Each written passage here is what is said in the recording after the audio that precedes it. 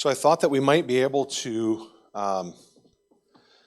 have just opportunity for us to share a little bit of some of the things that God is doing in our lives and ministry, and some of the ways that we might be able to think practically about this. You've already heard from David about their kind of background and story a little bit. So I don't know if we want to take a minute to just give a little, if there's anything else you feel like you want to say as far as like background to this ministry of adoption or anything else that you want to say, and then I'll ask Jeremy and Amber to kind of share just a little bit of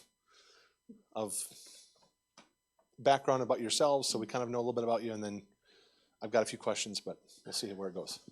You heard obviously my story yesterday, our story a little bit. I would say a couple of details in that is my wife did a lot of reading of good literature on this subject during that 6 months where I wasn't being a very good Christian and actually praying about things. And that really actually helped us greatly. There are really good resources, books available to help you think scripturally and practically about this issue. And so part of it, when she said all of your excuses were bad, is she was armed with good reasons why, because she had thought through it well. So, yeah. Actually, to interject at that point, then you just reminded me of it. But and my wife's, I have so many things in my head this week I can't think right now. But I actually have a few books that I got, and I want to give them away. So I don't know a good way to give them away. So we have to figure out a way to see who might benefit from some of these books. But these are ones that you and I kind of chatted a little bit about. Yeah. So Casey might be able to give more insight if she's read some of them. I don't know. But I know this is one that I've read this one too. Adopted for Life by Russell Moore. I don't know if any of you are familiar with this. But this is a really excellent book that does a good job of, I think, kind of doing what Dave was doing today, yesterday, which is really share with us the theological background of our adoption and how that informs the ministry of adoption and how those things may be connected to it, just how we can think about that. And these other two I wasn't familiar with, so I don't know if you want to say anything about them.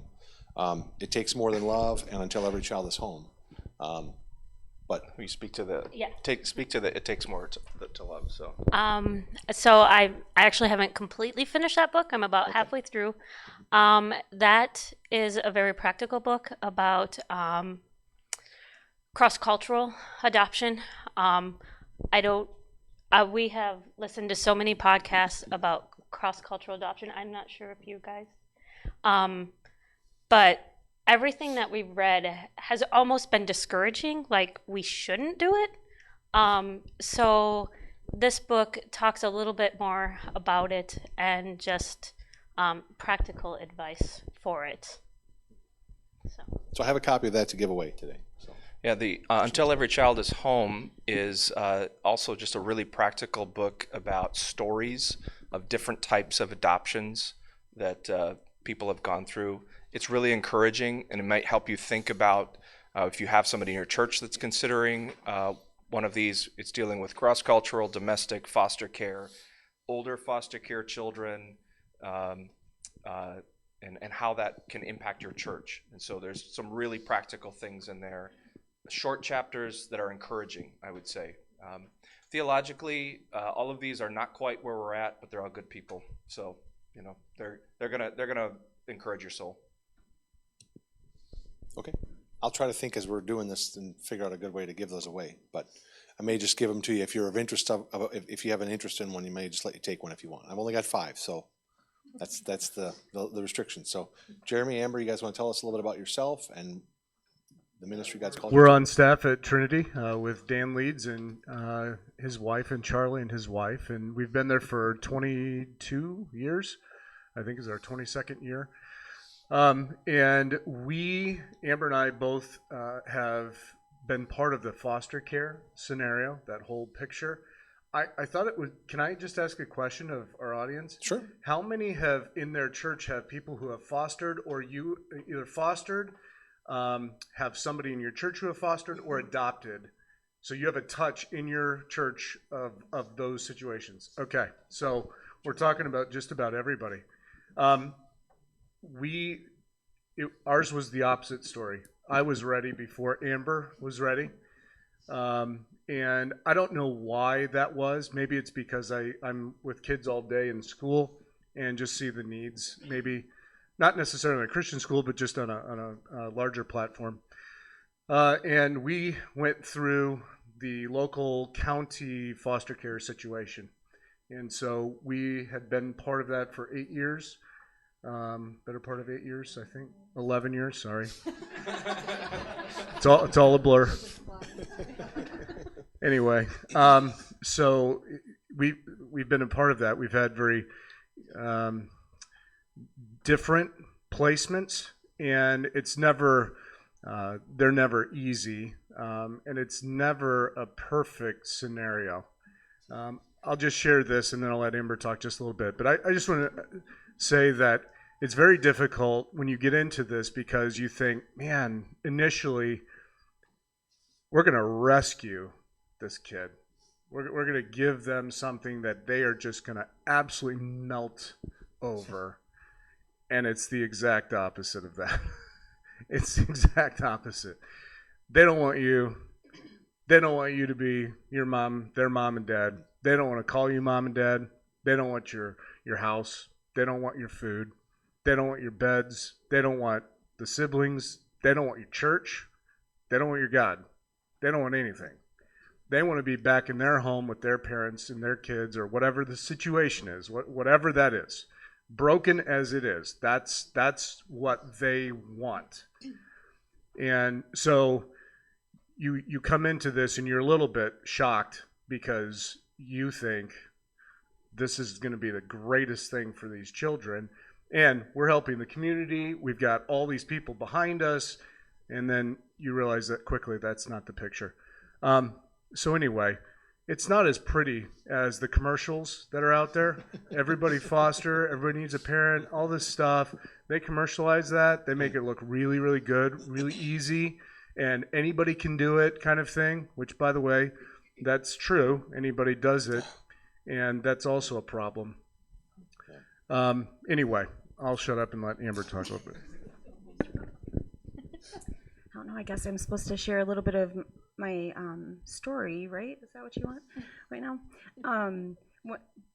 Jeremy was ready probably a good 4 to 5 years before I was ready for foster care, actually. If we back it up even to before we got married, we talked about and planned that we would adopt. We thought adoption was definitely in our future. And I just really had no idea how what God was going to do with that desire, burden, whatever you want to call it. But so what that meant for me was a really easy, perfect path to having a wonderful, probably I think I envisioned a newborn coming into my life and there would just be no problems. So when, we were just, I think probably about our youngest biological child was probably about a year old or so, and Jeremy just had lots of different interaction with families that had foster kids. We had some within our school, and he just rubbed shoulders with a lot of different people that were involved in foster care and approached me. I was like, no way am I doing that. And so it just was just a really, really hard and beautiful, probably for, I think, a good 4 years, where God was working in my life and our life, really, and teaching us, and really we weren't ready, at the beginning when we just started thinking about that, and really preparing to accept placement of foster children. That probably should be something that's not real fast. Although I don't think that you're ever fully prepared at all for a placement, I just think it was really good for us to have time to really just grow and learn. And so then we did finally get on the same page before we started accepting placements. I'm adopted. I don't know what you want me to say. Seems like there's more to the story than that. That's a little bit abrupt, but I am adopted, and so I feel like I can relate to some of the emotions and feelings that some of the kids go through. And so I'm just at the point in my life where I'm very thankful for that part of my story. Is that good? Is that what you want me to say? well, do you want to share any of? You don't want to share anything? She didn't get a choice. You didn't get a choice. Yeah. Yeah, but the guys started. Okay, that's fine. Then I'll fill in what you forget. I think I can speak for both my wife and I to say that for us, we're not in the process of adoption, and we're not foster parents, but we, over the years of our life together as a husband and wife, and our desire to serve the Lord in the church for the first half of almost the first half of our marriage to this point. I wasn't pastoring. I was a layman in the church, and we were serving, and we were very much involved. And we just had a desire to help others and to serve and to see areas of need around us, and neighbors, people in our community that we met that were in difficult situations. And it wasn't always children. So, I mean, I'm sure all things you guys can relate to. I remember, reaching out to the elderly lady that lived across the street from us in New Mexico, that she had probably had some mental disabilities, I think, and she just was alone and needed help. And so we were there to help, and just because we cared, we felt like in our minds it was a very simple calculus. It was, we're Christians, and that means we should love other people, and we see people around us that have needs, so we want to help them. And that was just for us, it was almost automatic. We didn't really have a big struggle back and forth. We didn't have a big debate over it. It was just, well, what can we do to help? And so as different opportunities had come our way, whether it was helping a young mother with a newborn child, this was out in New Mexico, who was married, but it was a really not a good situation. Her husband was an addict, and there was a lot of illegal things going on in the home, and lots of just bad things happening. And we were able to, I say we, mostly my wife, but we were able to just kind of fold her into our home a little bit, have her over with her daughter and come over to spend the day at our house. And my wife would just go about the things she needed to do, cooking and baking and cleaning and taking care of the kids and whatever. And this young mother, who really had no clue what it meant to be a mother, was kind of folded into that rhythm and that routine, and then learned, and it gave my wife an opportunity to teach. And then when I would come home, then oftentimes sit down and have conversations with her and start doing Bible study with her and talking with her about things of the Lord, and just different aspects of things like that I think we felt like as Christians, we just thought this is what Christians do. We never really thought about the fact that a lot of Christians don't do this, that a lot of Christians don't open their home to people and don't invite people into their home and don't do anything to actually involve themselves in the lives of the people around them in their neighborhood or wherever. We just assumed this was normal, so we just did it, and nobody told us no, so which is good. But we just did it, and so over the years we've had lots of different experiences like that. And again, I'm sure many of you could multiply experiences like that yourselves. And so for us, it was natural to do that, and we came here and became a pastor, and we continued to do some of those same kinds of things. But we found one of the challenges that we found when I became a pastor was that people learned I was a pastor, and that in some cases closed the door for me, because all of a sudden, well, it's the pastor and it's the church, and that actually it made it more difficult for us sometimes. And so we were looking, I think, for an opportunity. We were looking for opportunities to meet people's needs, to care for them, to serve them. And so for us, that was a desire we had, but we didn't have a lot of opportunities, because people don't walk into church. I mean, maybe they do in your church. Here, they don't walk in the door and say, "We need help. Can you help us?" The people that do walk in our door, they just want me to give them money and then leave them alone. The people that want help or need help, they don't come here. So again, maybe that is different in your church, but that was our experience here. So we began to, I think, look for opportunities, and my wife providentially happened to come across, I think it was a Facebook post or advertisement or something, for an organization that we now volunteer with, Safe Families.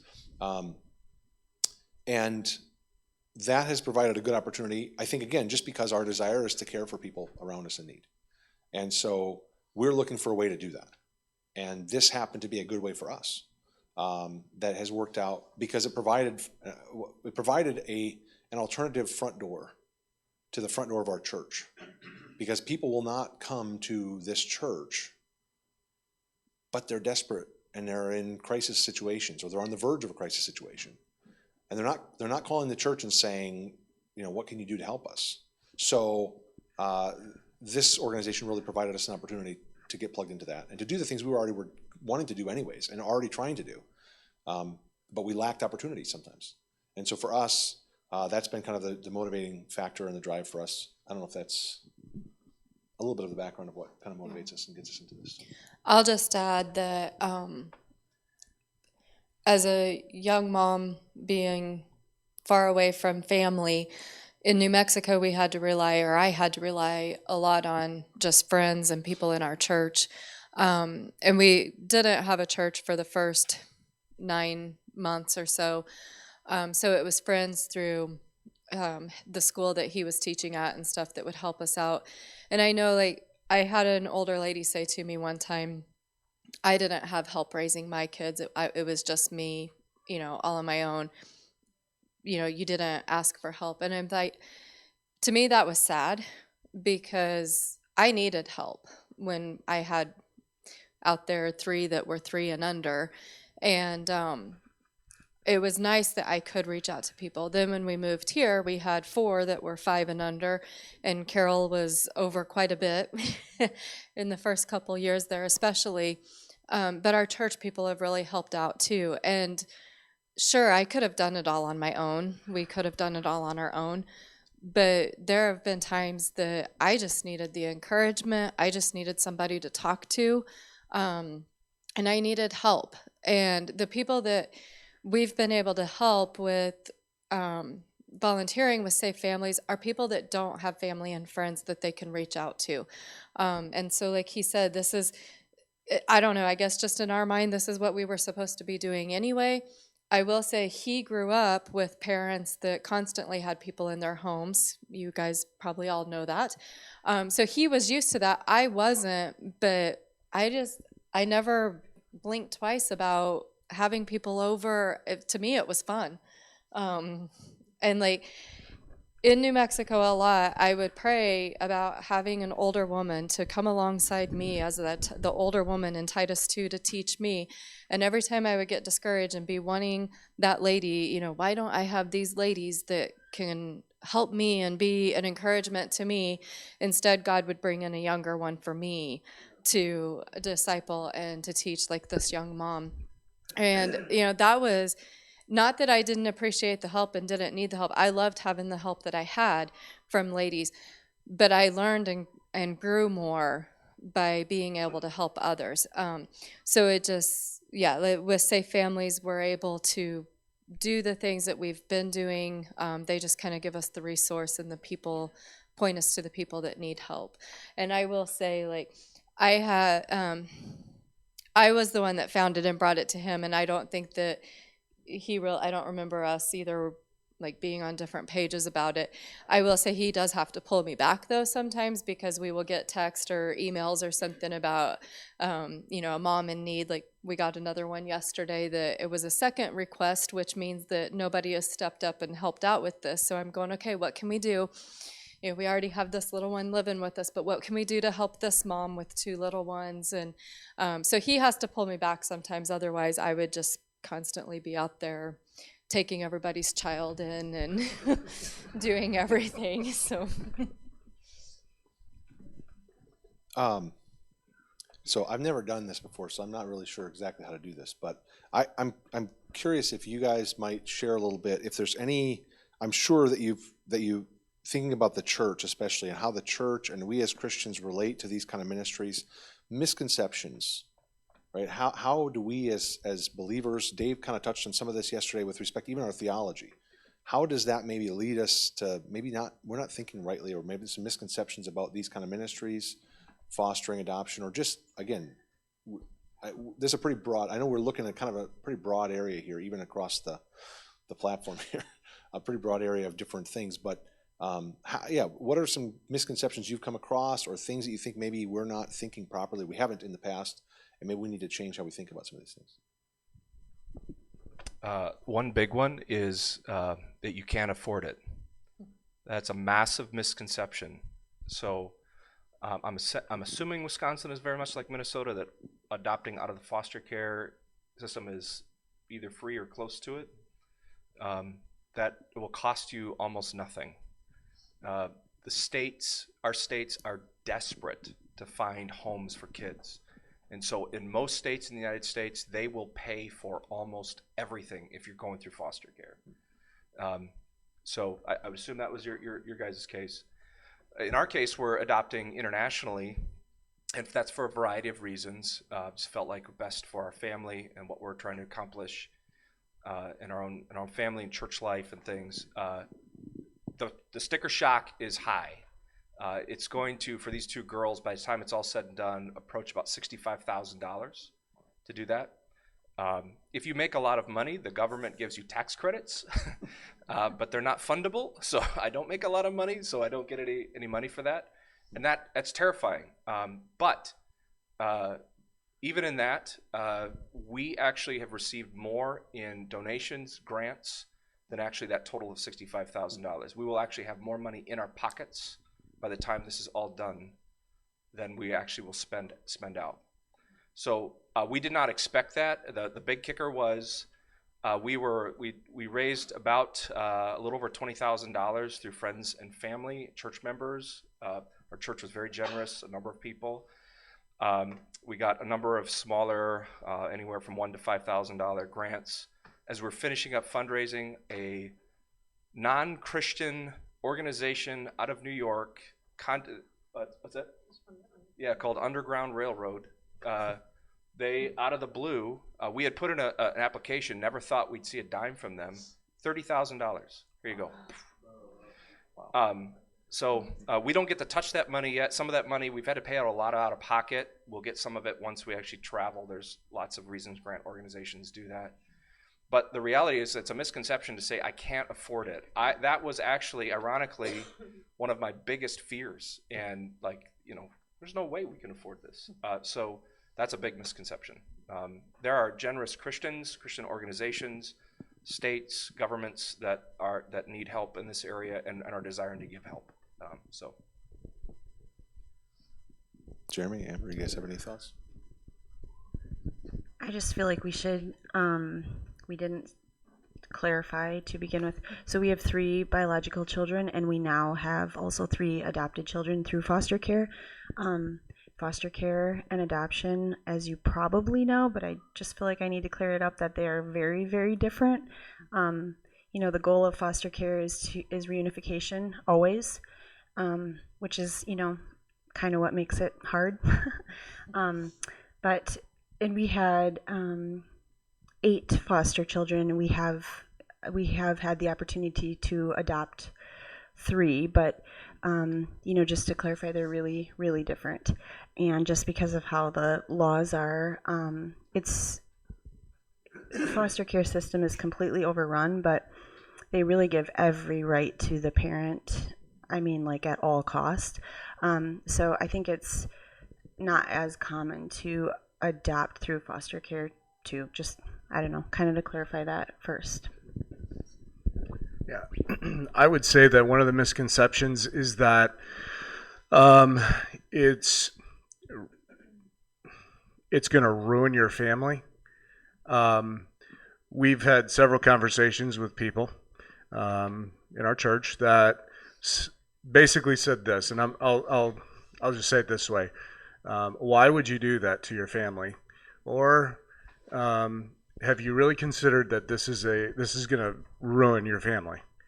And those words were hard to hear. Those were, and I understand where that's coming from, because the idea or the orb we're usually in is protect mode, and it's keep everything as normal as possible. And we're already, as pastors, you're already in a fishbowl. So why do you need another one, right? And in this case, you're inviting that other fishbowl. So it complicates things. And you have to have tough skin. You have to be able to hear that, but then know that God gives grace to be able to endure those times and endure that situation, whatever they are. And if you consider the kids and what they're coming from and going through and all of that, you know, it's, in my mind, like several others, it's hard to say no. You want to save the world. You want to save all these kids and put them in places and situations where they can hear the gospel, be in a stable environment and just grow and have that nurture that has been robbed from them for many, many years, and often from generationally. This is not just a one-time thing. Often it's generational. So it's the misconception is, there's several that are out there. The other thing I would like to just say is that, yes, fostering is out there and adoption is out there. And I would be the first to say that it is not for everybody. You can force those things and then it can be real bad. The percentage in Wisconsin for like a fostering situation where a placement is brought in and then that person who's gone through all that training, the state has done all those things, and them, the people who are fostering, the parents or whatever, to quit or to resign is like at 80% with the first placement. And the reason that is because there's the social worker side gives very little information at the front side of things. And then you realize on the back side, oh man, this is way worse than I ever anticipated. And there's way more to it. And it's not just like a part-time thing, it's a full-time job to go to all these appointments, to make all these backdoor details work, which you're never really told about. So it can be very, very difficult. And so not everybody should adopt, not everybody should be part of that. But the hands part of it can be that when you have somebody in your church who is doing this and is working hard, is to just surround them and to help them. The biggest thing, and Amber and I will be the biggest champions for this, would be, people who are in that situation, and you guys all know just with your families, you need a break. You just need a break from time to time, from those kids, from the situation. Come in and just give those parents an hour or two to go out to eat or to just do something without the background of all this noise that is life. Give them some time. And there's all kinds of things that you can do to help. And our church has been very gracious. We've had, I don't know, when Reagan and Melly came with foster kids, but that was that's like 15 years ago. And maybe there were situations before that. So our church has been kind of in that and known about those situations for a long time and has been very gracious. And it's not that the people who asked those questions were trying to be rude to us. It was just like, are you sure you want to do this kind of thing? Which I appreciate. I honestly do. So the other thing that I was going to say is foster care is it's overrun. The system is overrun. COVID threw another level of time for abuse and other things to happen in homes. And I can tell you just in Fond du Lac County, the stacks of cases are just sitting on desks waiting to go through. They can't go through them. 2 reasons. Number one, social workers are quitting like crazy. They're just not available. Number 2 is there's no placements. There's no people that are willing to open their homes. And so cases that are sitting there that probably need to have kids removed, whether it's drugs, alcohol, abuse, all the whole spectrum of things, they're only taking the top tier of the worst cases and trying to place those kids, which there's a whole nother level of kids that need help and those parents that need help. And literally, the homosexual and transgender movement has come in big time. The margin has gone from like what you would see up here in our demographic used to be the 80% of foster care parents. Today, we're like the 10 to 20%, and the transgender and homosexual group is now at the 80%.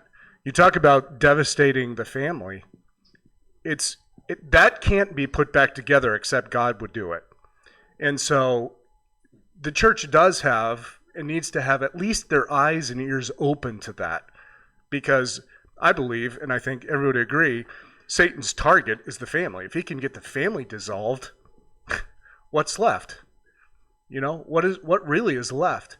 So there's some important things that we can do.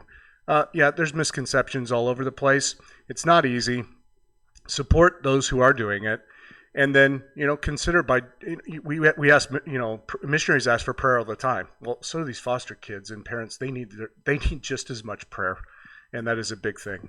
Can I address a question to Jeremy? And not asking you to criticize our church, and you kind of touched on this. So what would you tell junior church workers, Sunday school teachers, Awana workers, just that run-of-the-mill church Christian education worker? What would be mistakes they would make, or what would you tell them about dealing with foster and adopted kids? Well, I'll just say that I sat in the Sunday school class with several of our kids that we brought. The teachers are not equipped for the level that some of our placements brought. So I stayed with them. I think that's it just seemed for everyone's safety. I don't know if you want to add to that, but for the age of kids that I sat with were like second and third grade. So I just stayed right with them. I felt like that was best for the kid. This is like a totally crazy environment for them. And also for the teachers, because it is what we feel called to. And we went through training, and it still was very shocking, some of the things that we saw and heard, and just their behavior. I just really felt like that was really my job, to be with them for the other children's protection, for our foster children, and also for the Sunday school teachers. I'll give you an example. Several of our placements, one of them had seen a murder, the murder scene and an active murder situation. Two of them, or two placements. One of rape was a situation. So here they are in a Sunday school class, and the teacher says, "Hey, what's going on in your life? Be prepared, because what comes out of their mouth," none of those church kids would have a clue.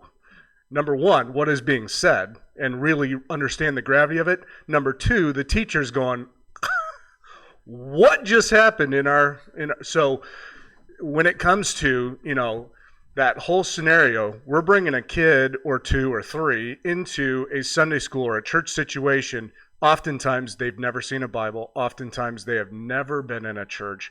And the only exposure maybe that they've had is like Salvation Army, where they have to listen to some devotional, but that's only because they get soup afterwards. That's their church experience.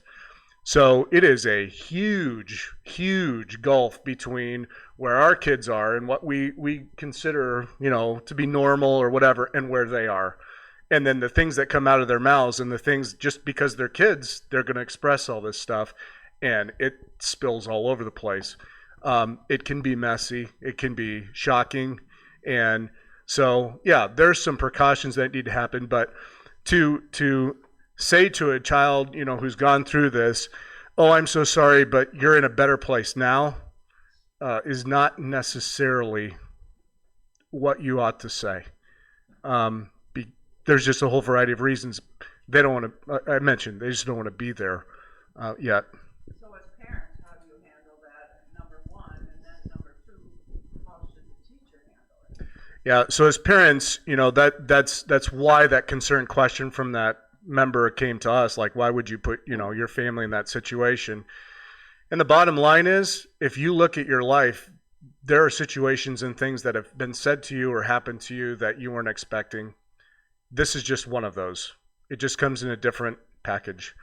And so I believe that God does give grace for every situation, and he gives us the strength to handle that. It's a teaching moment for your kids. It is a very humbling moment as parents. It is a thankful moment because of where God has put you and placed you in the foundation he has given you. And it's a terrifying moment because oftentimes you don't know what to do. So there's not a great answer because you don't know what bullet's going to fly, literally, in the form of a question or a statement that is going to be absolutely shocking to you and something that we would never even think about, whether it's abuse or rape or, whatever the circumstance is or what had been going on in the home that you were like, wait, what? I mean, one of our kids, they hid the, ammunition and the loaded weapons under his mattress, and he slept on top of that, knowing that potentially was one of the murder weapons. And he's got this going on in his head, so he fleshes that out, in school and to our kids and everywhere else. There's no easy thing. What I would tell Sunday school teachers or anybody who's in charge of that is just know, hey, this might happen, and if that does happen, the word we learned quite a bit, which I kind of didn't like right away, but now I've learned to embrace a little bit, is redirect that quickly. Because it's not your job to solve that crime or that problem. You're not equipped to do that. Neither are we. Oftentimes, neither is a social worker. The police often are the ones that need to be dealing with that. But redirect into a conversation that is healthy and then can get the other children and that kid thinking in a different line. Because once you get into that, then they're okay because they get out of that depth. But it's kind of like water. It seeks the lowest point. And what is on their heart, when they're bumped, what spills out is that thing, whatever that is. And so deeply within these kids is rooted this desire to tell something and get this burden off their backs and off their hearts. And oftentimes it comes out in these, Sunday school situations, dinner table situations, school situations. We had principals of public schools on speed dial, literally. I would leave Trinity, literally, and go to the Riverside Public School because the principal couldn't, the teacher couldn't handle it, the resource teacher couldn't handle it, the principal couldn't handle it, and neither could the police. The police would be there and they'd be like, hey, Jeremy, I don't know what to do here. You're the only guy that can handle this. And there was one situation where that it was true. I could speak this kid's language and I could calm him down. Nobody else could. And I'll tell you the sad truth was the way I calmed him down would be just to bring him in and just touch him and hold him. He didn't have that when he was a kid. And so he would just start to breathe deeply. He would shake. And then he would just be able to let whatever was in his mind just go away. And he would be exhausted after that. In fact, many times he'd fall asleep right sitting in the chair. He'd fall asleep. That's how bound up he was. So there's no great answer to that. But I would say this, don't think you're the solution. Redirect that and then don't hide that.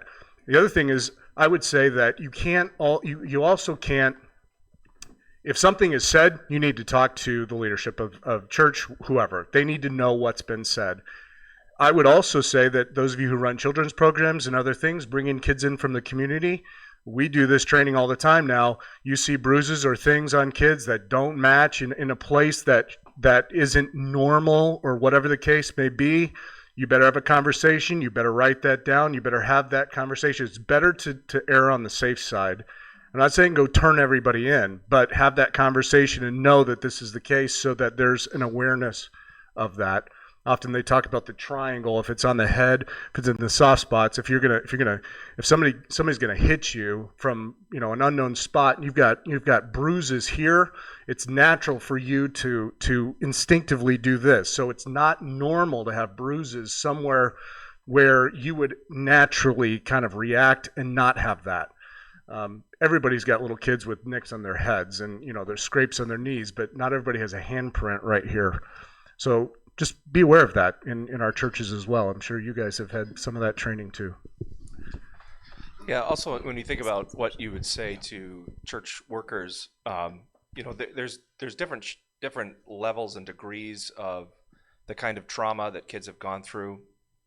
When we look at, for instance, the two girls that are coming from Liberia, they're relatively young and they've experienced serious trauma, but they experience a very, very young age. So what that looks like and how they deal with that will be different than, say, a kid who's 10, 12, 13 years old. That's just going to look different. But one thing that's helpful is, yes, warn Sunday school teachers, junior church workers, all of that, but also paint this as an opportunity. This is a great, great, great opportunity. And this is just instructive to our churches in general, right? We are living in a post-Christian society, and we're just going to see more of this. and not just with the kids. We're going to see this with 20-year-olds and 30-year-olds and 40-year-olds. So what we need to think about is this is just kind of normal for us, and what an opportunity we have, not just broadly to say in the mushiness of showing the love of Christ, but actually to bring the weight of the gospel to people's lives. So, I mean, I know some of you are involved in jail ministries, and we just heard First Baptist New Lisbon, the new women's center that they've opened up. I mean, these kind of things are just going to happen at multiple levels. I think our church people just need to know these are opportunities. They're not barriers, all right? And that just needs to be talked about regularly in our sermons, in our teaching, in our meetings with our various leaders. And these are just opportunities, not barriers. So, Go ahead. You guys need to come to Camp Chautauqua for Inner City Week. Because I'm telling you, I've seen these perfect Christian kids, and the inner city kids come off the bus, and there's a division within an hour. And, you talk to the counselor and say, what about these girls, whatever, they hate me.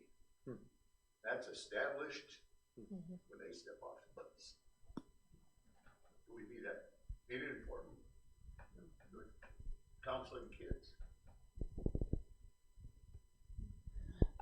I was just going to say something along this, and because we haven't done the fostering and stuff like you guys have, would you say, like, even the things they say and do, like in the Sunday school class or in school and stuff like that, a lot of times is to get the attention.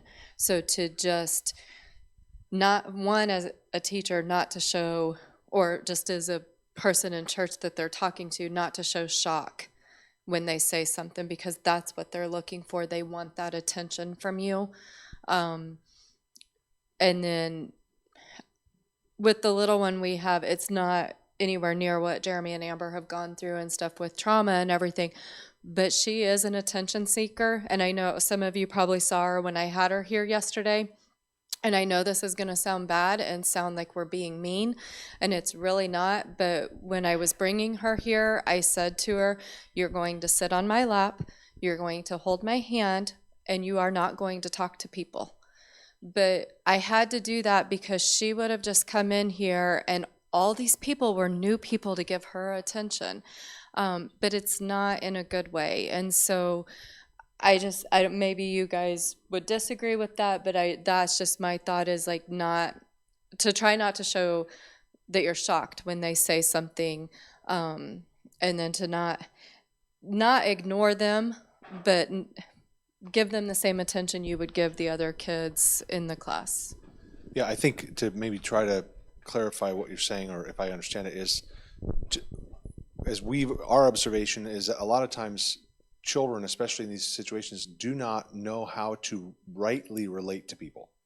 And so they relate to people, but they don't have, it's not healthy. So they learn ways to cope, but it's always, it's not healthy. And so sometimes it appears, again, in the case of like the little one we have now, she would walk around here and you would, I don't know how many people are here today, but she would have all of you be her best friend. I mean, in an instant. And she would hug you, and she would want to touch you, and they would want to be. And it's like we really had to try to help our church people understand that that's not okay. she needs to learn that you don't just walk up to people you don't know and start hugging them. You don't do that.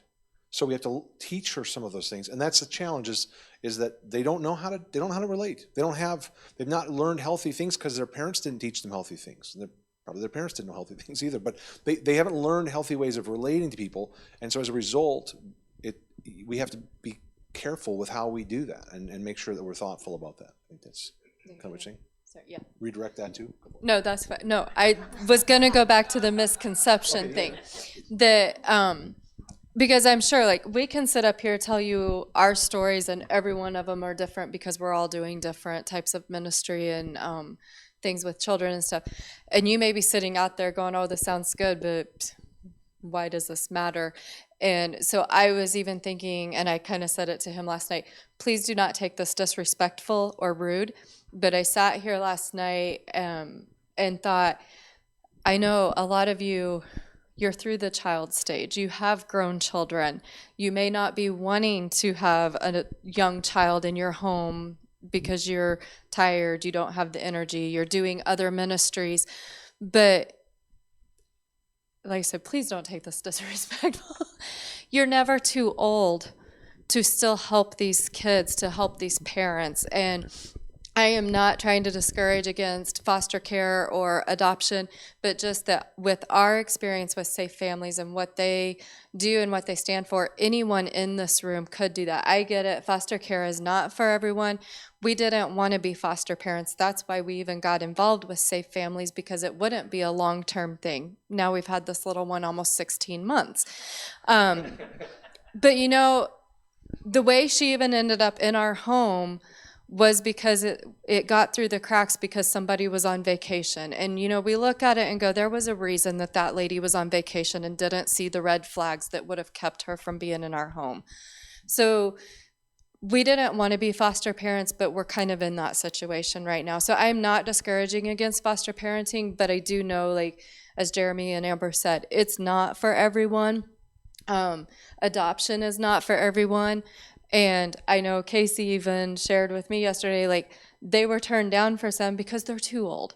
And, you know, so yeah, some of you in here wouldn't even be able to adopt and may not even be able to foster.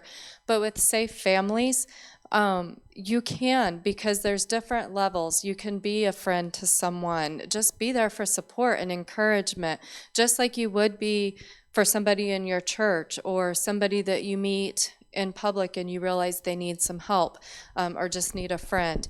You can provide resources. And I know we joke, we're all pastors' families in the room, so we don't all have money to give out and everything. But maybe you have $20 that you could give to someone, or take somebody out for coffee, or, you know, buy them some groceries, or, you know, share some groceries that you have or whatever. Our very first one that we did have with Safe Families was just babysitting. You know, can you help a mom out once or twice a week in babysitting? You know, some of you are starting to do that for your grandkids. You know, maybe do it for somebody else that needs that help, that doesn't have a grandma or a grandpa that can help in that. You don't have to host kids or a family like we have. And honestly, when we started up, we met with the director and we sat there and told her, you know, kind of our story of our past and different people we've helped. This one in New Mexico, we had a 20-some-year-old girl living with us for 9 months here. You know, we provided food, and we're just telling her, like, what we've done. And she looked at us and said, would you just sign up as a host so that we can just go through all the paperwork, we'll do the background check, and then we can call you for anything, but we won't call you for hosting. Well, now we've had one that was with us for about 4 months, this one that's been with us for 16 months, and we had another teenage girl for a few days. But I think we both knew that when we signed up as host, that if they ever called us for it, we weren't going to say no. Because like I said, the need is there and we want to help. So I think my thought of the misconception is that you may be sitting here thinking, well, I'm not going to foster, I'm not going to adopt. And you may not, but safe families, like we said, is just what we as Christians should be doing anyway. And you may already be doing that in your church and in your community. But if not, I would just encourage you to look it up. Like we said, they're all throughout the state. They're even in Minnesota.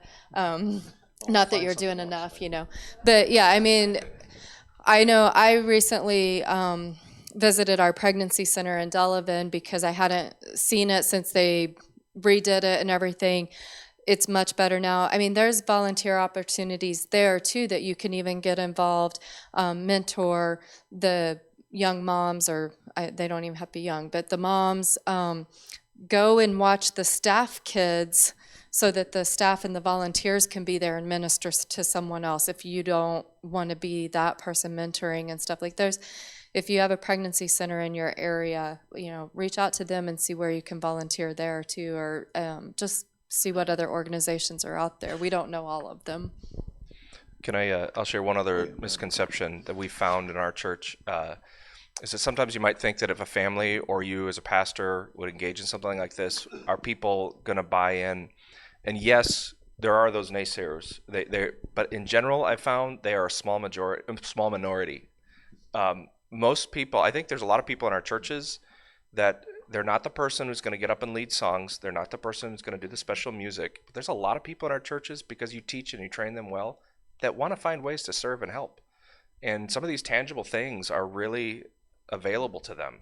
And we've just found that in our own home. I mean, when we're talking about traveling to Liberia, I don't know, what do we have? 15 families that have said to us, "We'll watch your kids while you're gone." All right, it's just like there are people that are ready to help, and I think that would be true for other families in our church as well if they were to engage in this. So this is an opportunity actually to encourage people in your church to find ways to just serve one another. And we sometimes, I know what it's like. You feel like, oh, there's not enough people to plug all the holes, right? But if we kind of get our eyes off of sometimes our programs and things and think about tangible ways for people to serve, there are a lot of people that are willing to do that in your church. Yeah. I'm going to share one other misconception I was thinking about, but I want to ask a question for you to think, and then we'll close with this question because we're pretty much out of time. One question I'd like to ask you guys to answer is just what is some way that God has taught you, or some spiritual benefit you've received. Sorry, I didn't put this on the list. Close with that. I didn't put this on the list. You have 30 seconds. I know you got 30 seconds. Just you probably list more, but something that you've learned, something that God has done in your life, some spiritual growth that's happened as a result of your involvement in this ministry in some way. So you can go with that. But so just a minute. But I was thinking one of the misconceptions that to me it was significant, and it was just very recent for us, is the whole concept of government involvement, right? What are they going to do? They're going to come in my home, and what are they going to do, right? What's that? I know, right? So we yeah, I know. When they see what kind of parent I am, are they going to take my kids away, right? So yeah, and we haven't been that. I don't think, but so here's a bad thing when the social worker comes in and interviews one of your kids and say, "Can you tell me about what you think of your older brother here?" He hits me a lot. That was not a good response. Yeah, we learned some things as parents that day, actually. Yeah. And you know what? The social worker was like, "Okay," and she just sounds like a healthy, normal family. So yeah. So, but to your no, point. So as Pauletta already mentioned, we're not. Like, be honest and like. You should have coached him better, right? Yeah. Good, not bad. It's like, oops.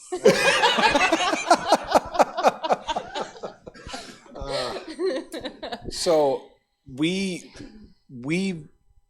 are not, as we've said several times, we're not actually foster parents. We're not licensed to be foster parents, but the situation that we're in right now is involved with the Walworth County, and so we have social workers, and we're constantly interacting with them, and they're doing home visits and all these kind of things.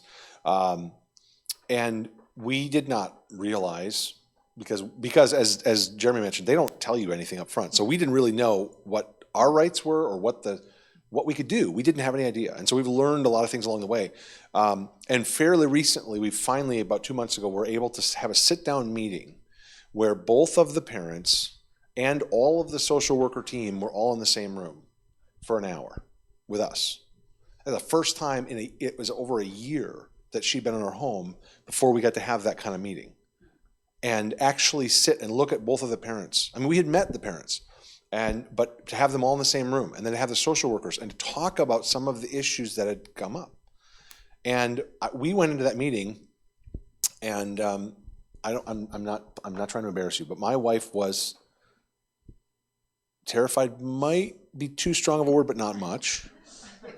Because really, honestly, because we have not had a lot of interactions with the county and all this stuff, and so she was thinking, we're going to go in there and they are going to tell us all of the ways that we are failing this and what we are doing wrong, and we have, and they're going to be critical of our family and how we raise our kids and all this stuff. And I think she was really, really afraid to hear what they were going to say. And then we walked in a meeting, and the supervisor for the team. What? That was the first meeting without the parents being there. Oh, it was. Okay, I'm sorry. Before we met with the parents. All right. But we sat down with all the social worker team, and and the supervisor looked at us and said, you guys are amazing. And we don't have foster parents that do what you guys are doing. And one of the reasons for that was that we were having problems with visits with the father. And there was a lot of anxiety, and we were dealing with all this stuff, fear and anxiety.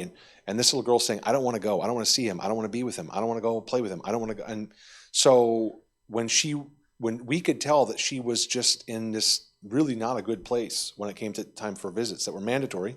Court says they got to have visits. So I just decided, because I'm a dad, and I thought I wouldn't leave one of my own kids in a circumstance where they were terrified, anxious, expressing fear and anxiety I couldn't walk away. And so I just decided, okay, I'm going to sit there at the visit. She's going to if she has to sit on my lap for 2 hours while her dad is in the room trying to play with her because she would not talk to him, she wouldn't play with him, she wouldn't do anything. I'll sit there however long it takes, because I'm not going to leave her and just leave her to be terrified, and nobody cares, nobody's listening. And so I did that a couple times. I took some books with me because I thought, hey, I'll make most of the time. I'll sit there and read if she'll eventually get off my lap and start playing, which she did. But she wanted me to stay there. I said, okay, I'll take some books and I'll sit and I'll read. I'll get some studying done. And it created a lot of issues along the way. But the social worker said, nobody does that.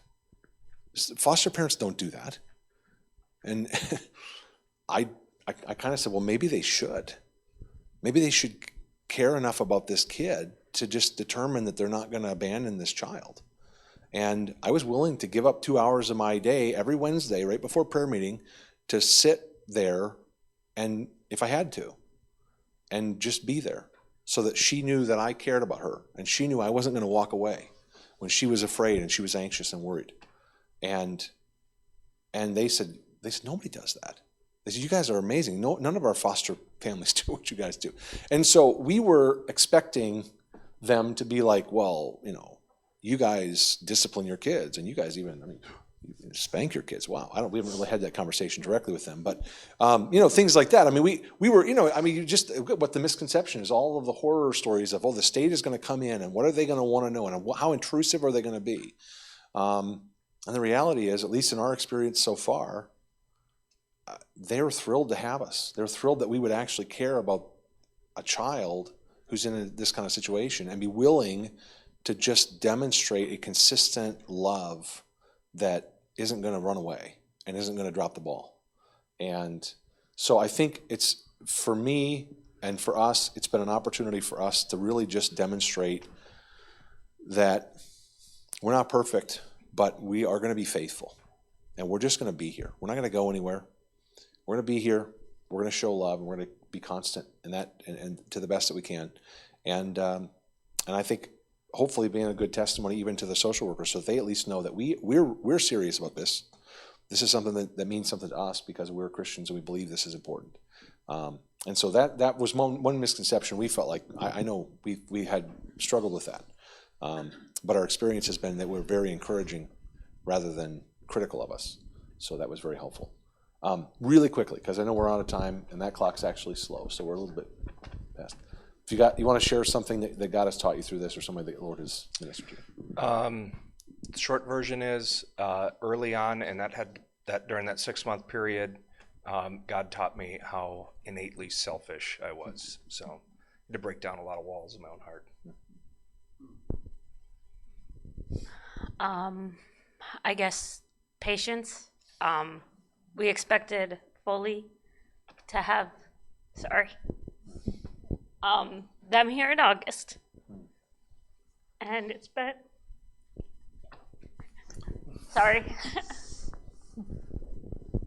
it's been 14 months that we've been matched with them.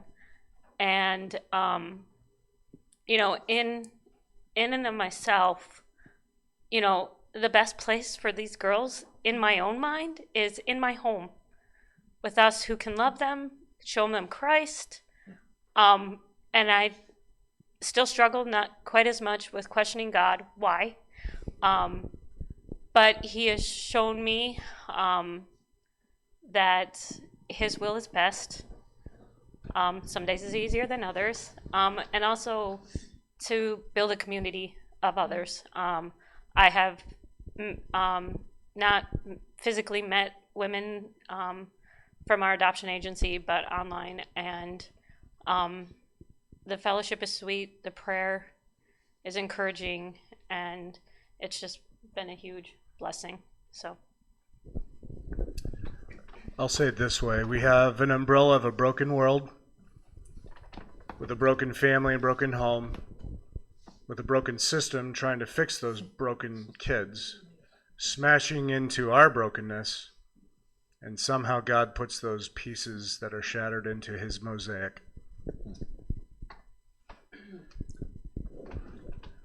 I am super emotional, and I don't think you guys really want to watch me cry. So I'll just say that God has taught me, guess I will cry anyway, just that I can do really big things I just did not think I could do with his help. And I just want to move along really fast and tell you guys about an organization that I think is awesome. I love their, I just love their model. So you can look it up. I'll not take a bunch of time talking to you all about it, but it is called welcomed.org. And it's an organization that works within the church. They believe that the church is who should support foster homes. And this is something that's been brought to our attention it's new. Like 2018 or something, but it's just been brought to our attention pretty recently. But just a super awesome organization. They try to find like an ambassador that can work within your church and just like totally the church support the foster home. Just really practical things that you may already be doing, but if you're kind of just floating out there like, what should I do? But just go to their website and check it out. They are a super awesome organization that works with the church, like partners with the church. Oh, you can go first. Okay. You can. For me, I think one of the things that has been really, I'm not even sure how to explain it other than just to say, I don't feel like I had to choose to love my kids. It wasn't a choice. They were my kids, and I love them from the moment we find out that we were expecting them. But then when there's a child placed in your home that isn't yours, I had to choose to love her. And that is difficult, but it's what God did. And it's powerful. And I'm thankful that maybe I'm learning a little bit of something about God through that. So I hope. I guess I kind of have to go along with David that God has taught me that I'm selfish. Pointed that out to me more. I'm impatient. I think I can control everything.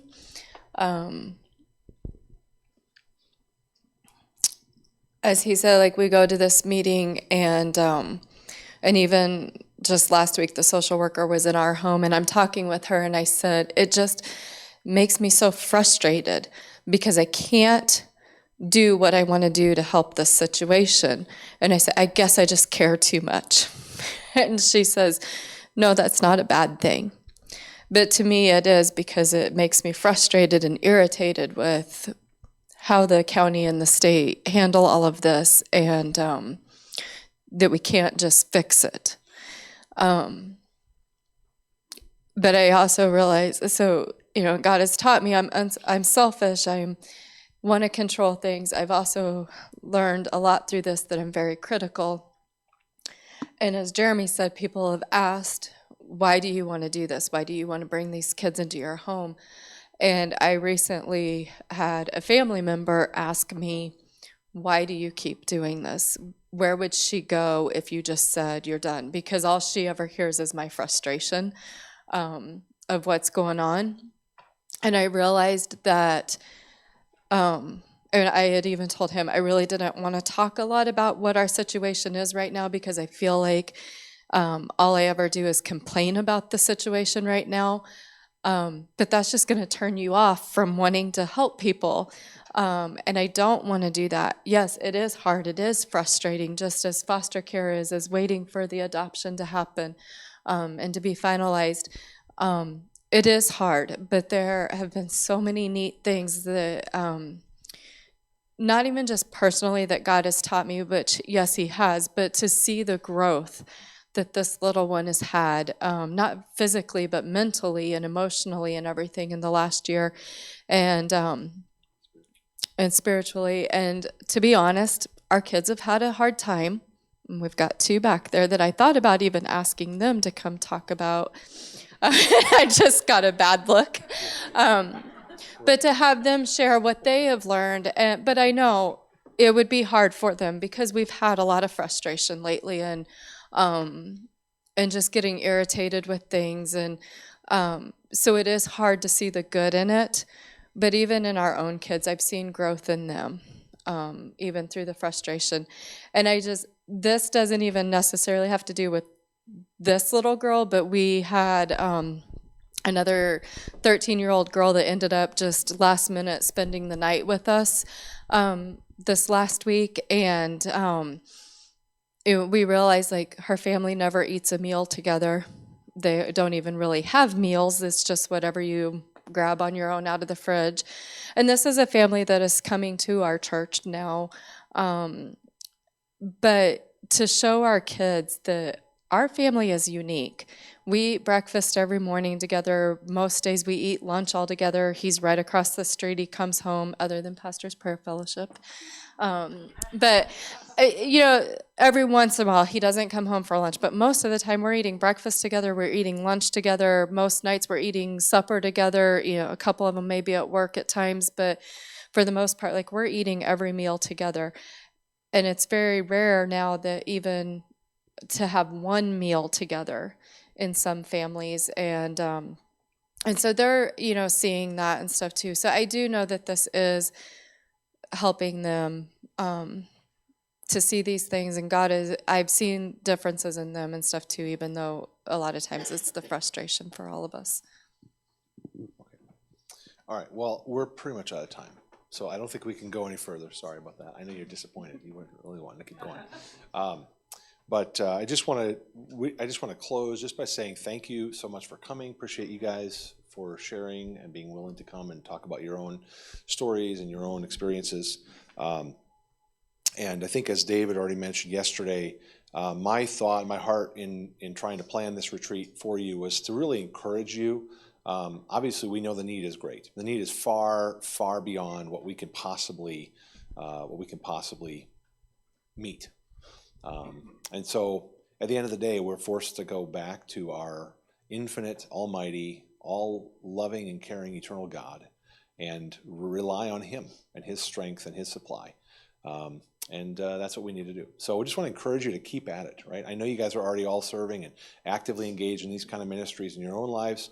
Keep at it. Keep looking for ways for your people and your churches to be involved. And let's just see what God is going to do.